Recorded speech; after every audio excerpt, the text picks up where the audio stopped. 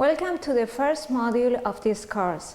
My name is Sara Blanc and I'm going to quickly introduce you. This first module focuses on tips to build a school garden.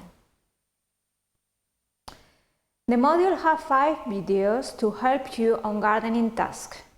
Crops and seeds introduce you some aspects related to the choice of crops for a school garden. The second video offers a practical view of installing an irrigation system to ensure it is the most suitable for a correct distribution and efficient supply of water for our crops. The third video explains techniques to prepare and plant a soil, but direct sowing or planting cuttings.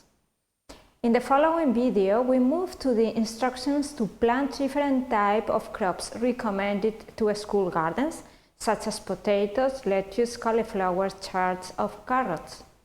Finally, the last video is focused on the preparation, composition and management of compost in schools. This module hasn't additional text, but you can find an electronic book dedicated to school gardens available in our web page. Just follow the link in the QR code.